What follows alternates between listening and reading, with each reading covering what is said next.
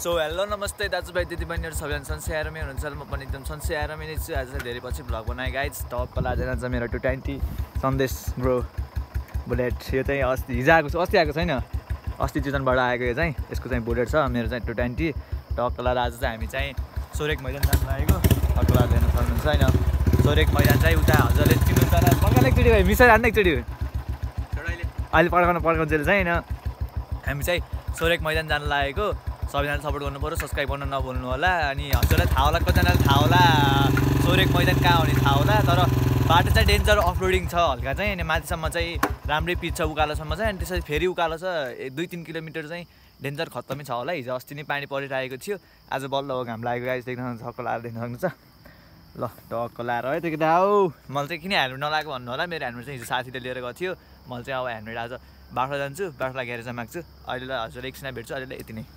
Already guys अहिले चाहिँ हामीले तल आइसक्यौँ। देख्नुहुन्छ न्युटनलाई धरेको तेल बचाउनु परेन गाइज। देख्नुहुन्छ त्यो एउटा कलाएर बुलेट त्यो सन्देश छ। यहाँ म छु पल्सर 220। ल एकछिन भेटौँ है त। सो अलरेडी गाइज अहिले टक्कलाएर हामी चाहिँ स्याङ्जाबाट निक्लिसक्यौँ। टक्कला जान्छ अगाडि सन्देश छ, म यहाँ छु।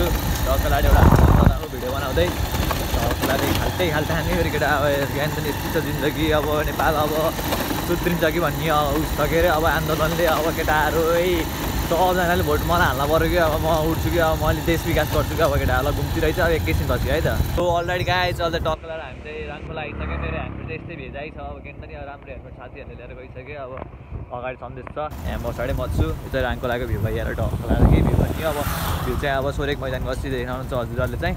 सबजना सपोर्ट गर्नु पऱ्यो, सब्सक्राइब गर्न नभुल्नु होला है त। ल अहिले यति नै।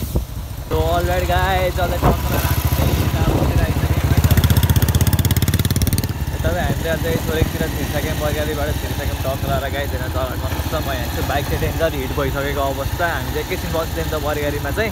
अनि अहिले चाहिँ हामीले हिँडिसकेको बाटो चाहिँ यता तल हो के।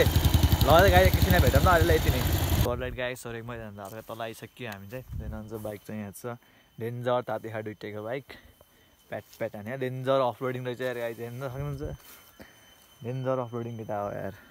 हेर्नुहुन्छ यस्तो अफरोडिङ रहेछ नि, लास्टै अफरोडिङ के। हेर्नु त कुन बाटो आएको रे, कुन यो होइन जस्तो लाग्यो। यो बाटो आएको, यो तल्लो तल्लो बाटो आएको जस्तो लाग्यो अरे। अब डेन्जर अफरोडिङ यार केटा हो यार। यस्तो छ भ्यू चाहिँ अहिले यहाँको चाहिँ। एकैछिन भेटौँ न अहिले यति नै। अलरेडी गाइज अहिले चाहिँ हामीले रङ बाटो गइए चाहिँ हल्का माथिसम्म, अनि तल झरियो फेरि अहिले त माथितिर आइसक्यौँ टक्क लाएर। अहिले त्यहाँ यसो बसेको है। डेन्जर अफरोडिङ के बिच हल्का हल्का ढलान गरेर चाहिँ नभए चाहिँ डेन्जर अफरोडिङ।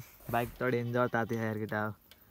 यस्तो तातिखा नि केटा हो यार। नजिक त लाएर आयो केटा हो, कामै लाने यार। यतापट्टिको त धोस्तै भइसक्यो यार। अहिले प्लास्टिक लाग्यो म त फालिदिएँ।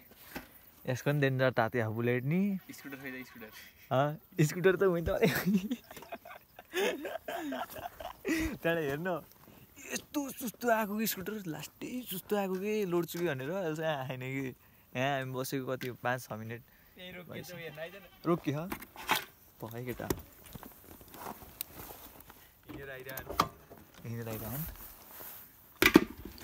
जाने भिडियो बनाउनु पर्ने कहाँ रोक्यो र। यस्तो अफरोडिङ छ क्या, हल्का बिच मात्रै छ फेरि अफरोडिङ हो। तल रोकेर बस्यो बिचरा। ल हामी जाऊँ ठडीमा अब। ल त्यही त हामी ठडीमा अब। अलरेडी गाइज अहिले टक्कला आइसक्यौँ हामी चाहिँ। टक्कला जान्छ बाइक चाहिँ यहाँ छ। डेन्जर तातिखा केटा हो यार, दुइटैको बाइक यस्तो तातिखा नि। तातो अझ यहाँको तातो भयो होला। डेन्जर तातिखा केटा धुवा नि फाले हल्का हल्का दुइटैको बाइकबाट। प्याट भएको यस्तो बाइक। बाटो त डेन्जर कच्ची रोड यार केटा हो जस्तो छ। रोड सन्देश फेरि रोड के यस्तो चिप्लो छ यस्तो बाटोमा। म यहाँ बिस्तारै हिँड्नु त अनि उहाँ स्पिडमा हिँडिरहेको यस्तो छ केटा हो है त। अब चाहिँ हामी चाहिँ हिँड्न लागेको। एकछिन बस्यो यसो खाजा खाइयो। अहिले चाहिँ अब हामी चाहिँ हिँड्न लागेको। टक्कला हजुरलाई म एकछिन भेट्छु, अहिले यति नै।